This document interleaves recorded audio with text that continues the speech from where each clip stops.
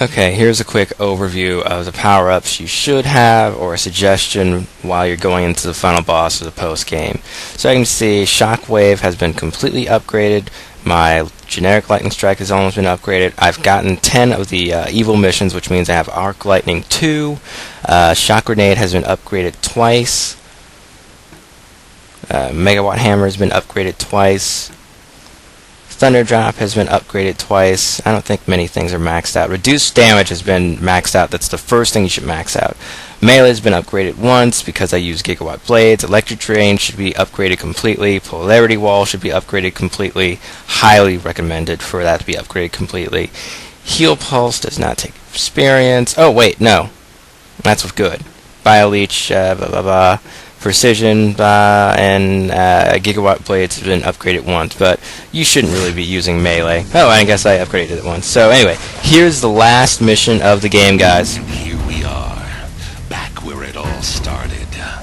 I was so worried that you weren't going to live through the blast, but you were fine. More than fine, actually. I remember your voice now. You were there after the bomb went off. I've always been there, Cole. Every step of your life. So, wow, that adds that out. Yeah, this boss is, he's a bit tough at first, but once you get his pattern down, he's child's play. I'm going to make a couple notes here, just like zero punctuation. The game is awesome, except for the final boss has a life bar. It's like a giant Hershey snack bar. And as you fight, you only take little itsy bitsy bites out of it. And if you die, it refills all the way back up. He's a bit tough. Also, you'll notice, compared to my last video, my power bar is twice as long, and I'm shooting black lightning with red effects on it because I picked the evil choice, and that's the only, benefit that you get if you pick the evil karma choice. When you decide to activate the ray sphere, is you get a get black lightning effect, which is kind of cool looking, and you get more power. You get twice your battery power, which is also pretty cool. But if you plan on being switching to good after you've done this evil route, don't pick it. Or let me rephrase that. If you plan on, after the post game, getting all the good power-ups, do not pick to activate the ray sphere. Anyway, enough of that. On to the actual boss fight. So this boss fight is going to be long. Very long compared to the others.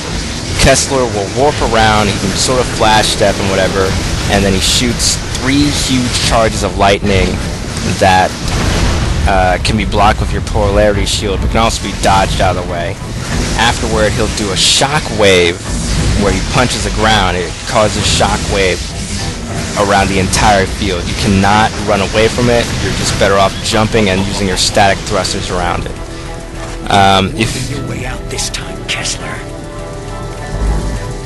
You're weak, a failure. All of this has been for nothing. Yeah. Get your hands off of him! Cole, make a run for it! I'll take care of this gas bag. This doesn't concern you, fat man.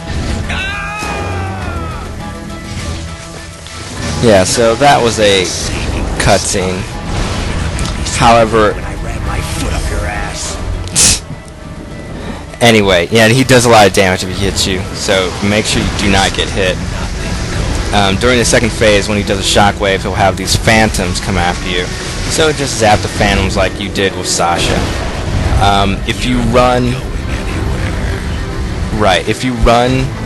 outside the arena or outside of his area, he'll just zap you and throw you back to the center of the field, causing you a little bit of damage.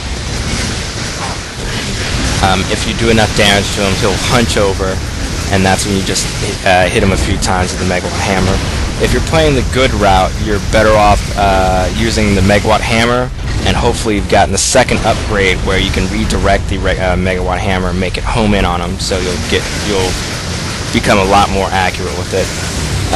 During that quick time event where Kessler is up close against you,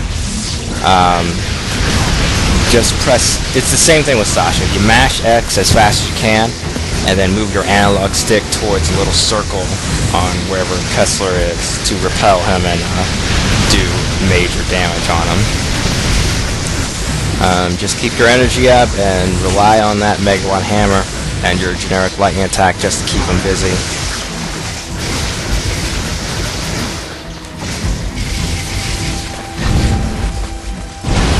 Yeah, once he starts dashing towards you, that's when you know he's going to do the up-close shockwave punch. If that's the case, you just want to dodge roll out of the way or just run away. You're better off dodging. Just be persistent. He's the same sort of patterns over and over again. Nothing new. And during the later portions of the boss fight, he doesn't gain anything new. He just gives his attacks new attributes. So later on, when he does a shockwave, not only are there phantoms, but he summons those little sentry robots too that shoot grenades at you. So that's really annoying.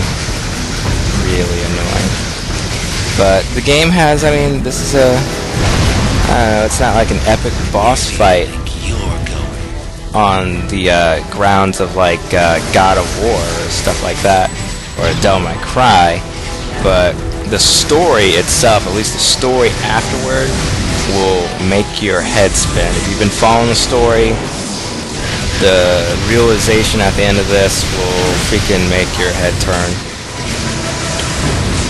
And I will definitely say I thoroughly enjoyed this game. That's the best you can do.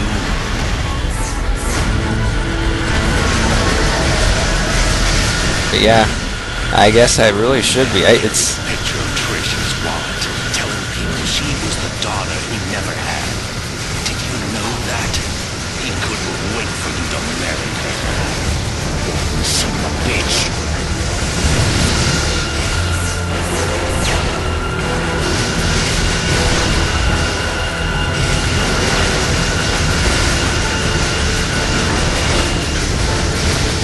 I guess it would be inappropriate to say my final goodbyes on this walkthrough, but I don't know, it's been my first walkthrough. I hope it's been help to whoever decides to use it, and I hope this is, even though you watch this entire walkthrough, even if you don't have the game, you'll decide to get the game because, the game is good. It's a lot of fun.